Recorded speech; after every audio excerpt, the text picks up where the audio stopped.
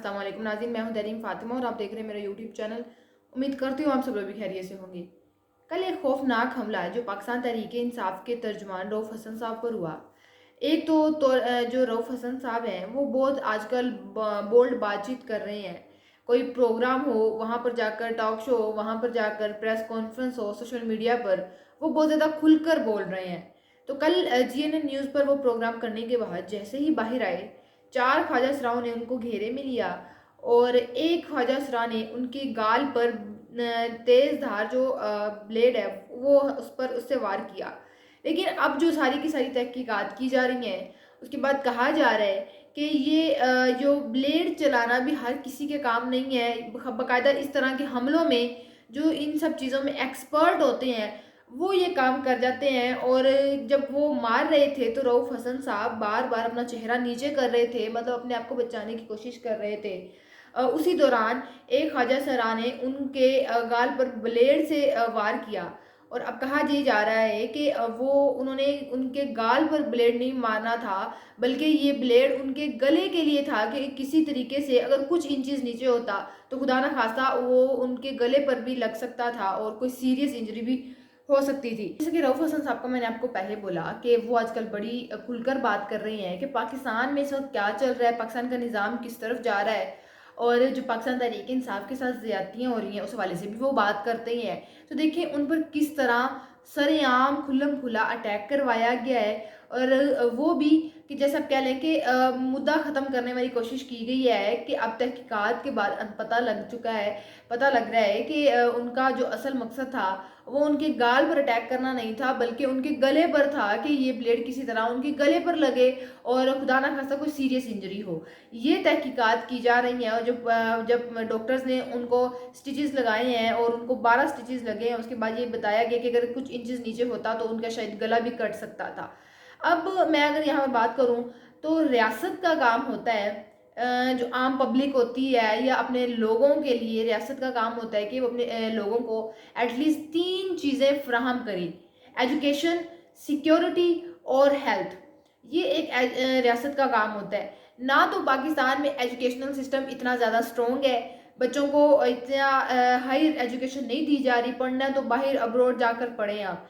ना ही कोई सिक्योरिटीज़ के पाकिस्तान में इंतज़ामात हैं खुल्लम खुला। जिस तरह ये चंद माह से देखा जा रहा है कि हमले किए जा रहे हैं, जो जिसका दिल करता है किसी पार्टी के शख्सियत को उठा लेते हैं, किसी पर हमला करवा दिया जाता है, खौफनाक हमले करवाए जा रहे हैं। तो ये पाकिस्तान में सिक्योरिटी का हाल है। और पाकिस्तान में हेल्थ का आप खुद देख लें कि किस तरह पर आवाम का किस लिहाज से ख्याल किया जा रहा है। महंगी अद्वियात हैं और ना ही किसी हॉस्पिटल में आम गरीब आदमी अपना इलाज करवा सकता है। सरकारी में वो बात नहीं सुनते, सरकारी हॉस्पिटल में।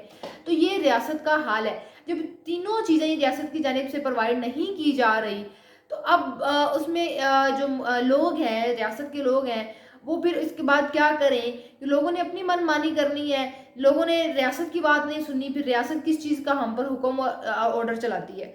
अच्छा, अब जो रऊफ़ हसन साहब उस हवाले से उन्होंने प्रेस कॉन्फ्रेंस की है जिसमें उन्होंने सारी बात खुलकर की है कि हम जानते हैं कि ये किन्होंने करवाया है और ये जो अटैक है ये मेरी गाल पर नहीं किया गया, ये बाकायदा उनका इरादा था कि गले पर अटैक किया जाए। इस हवाले से पाकिस्तान तहरीक इंसाफ के तर्जुमान रऊफ़ हसन साहब ने प्रेस कॉन्फ्रेंस भी की है, उमर अयूब के हमरा प्रेस कॉन्फ्रेंस की है, जिसमें उन्होंने खिताब करते हुए कहा है कि गुज़िश्ता रोज़ इन पर जो हमला हुआ इसमें उनका हदफ मेरी शारक थी, मैं डट गया तो बच गया।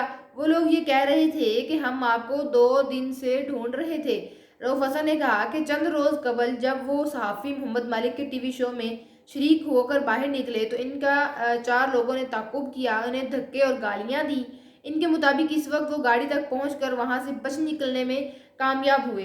कल भी यही हुआ है कि जिस तरह 4 ख्वाजा सरा ने उन पर हमला किया, उसके बाद ख्वाजा सरा काली रंग की टैक्सी में बैठकर चले गए थे और वहां पर एक शख्स जो है वो वाक़या शुरू होने से पहले, हमला शुरू होने से पहले वीडियो बना रहा था और जैसे जैसे सब कुछ हुआ, हमला हुआ, उस दौरान वो सारी वीडियो बनाता गया और हमले के एंड तक उसने वीडियो बनाई, उसके बाद वो वहाँ से चला गया। ये कल का एक सिनेरियो था।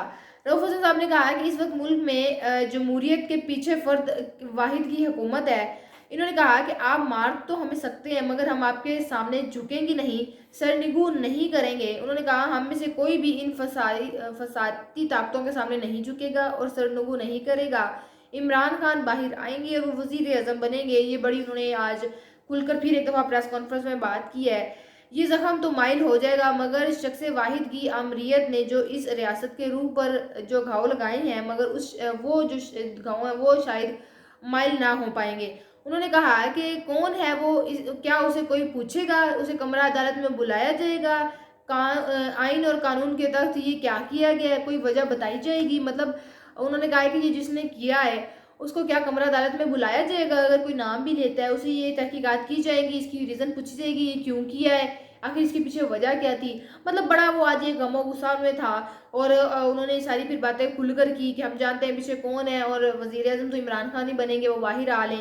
اس حوالے سے سوشل میڈیا پر بھی بہت زیادہ جو لوگ ہیں ان کا رد عمل سامنے آ رہا ہے اور لوگ کہہ رہے ہیں کہ پاکستان اب کسی حوالے سے بھی سیف نہیں ہے. اب دیکھیں کھلم کھلا دن دہاڑے اگر اس طرح کام ہو رہا ہے تو پھر آپ کیا کہہ سکتے ہیں کہ رات کے اندھیرے میں کس طرح نہ پاکستان کے دیکھتے ہیں کہ ہم رات کے اندھیرے میں بھی لوگوں کے گھروں میں چلے جاتے ہیں, حملہ کرتے ہیں. اس کے بعد تحقیقات تو اب شروع کی گئی ہے, ایف آئی آر درج کی گئی تھی, اس سے پہلے پاکستانیوں نے آدھی تحقیق جو ہے وہ تو خود کرتی تھی.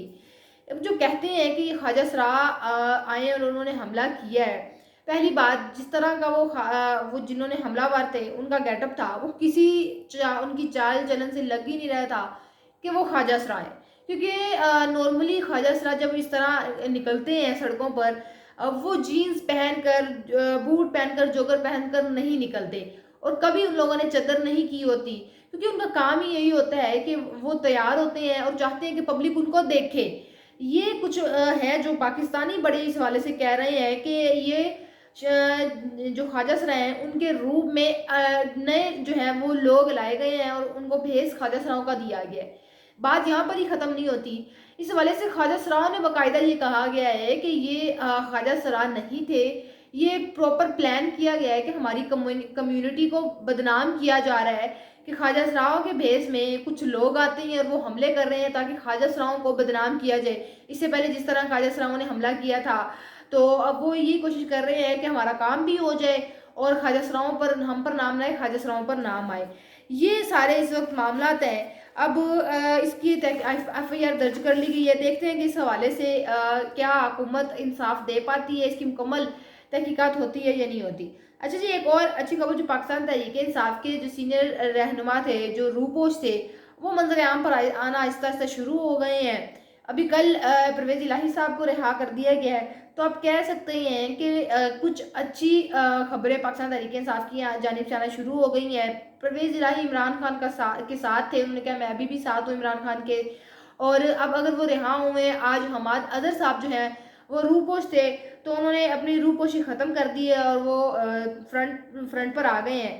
آج انہوں نے جو پبلک سیکریٹریٹ پہنچ کر انہوں نے میڈیا سے گفتگو کی اور کہا ہے کہ عمران خان کی طرف سے انہیں کل رات رؤوف حسن پر حملے کے بعد یہ پیغام موصول ہوا ہے کہ اب آپ کے باہر آنے کا وقت ہو گیا ہے, اور کل عمران خان کا ان کو پیغام ملا اور آج وہ منظر عام پر آ گئے ہیں. حماد اظہر کے مطابق وہ عمران خان کی ہدایت پر پہلے روپوش تھے. ان کے مطابق انہیں عمران خان نے یہ بتایا ہے کہ ان پر تشدد ہو سکتا ہے, آپ محفوظ رہیں. حماد اظہر نے کہا اب جو ہوگا دیکھا جائے گا. ان کے مطابق اب وہ پشاور جا کر اپنے خلاف مقدمات پر ضمانت حاصل کریں گے. ایک سوال کے جواب میں حماد اظہر کا کہنا تھا کہ مراد سمیت جتنی بھی پارٹی کے رہنما ہیں اب وہ آہستہ آہستہ باہر آنا شروع ہو جائیں گے, باہر نکلیں گے. یہاں پر ایک یہ کہ کیا اب یہ حالات چینج ہوتے ہوئے نظر آ رہے ہیں کہ کیا اب ہواؤں کا رخ پاکستان تحریک انصاف کی طرف ہونے والا ہے. جو پاکستان تحریک انصاف پر مشکل ٹائم تھا, سختی کا وقت تھا, وہ ختم ہو رہا ہے.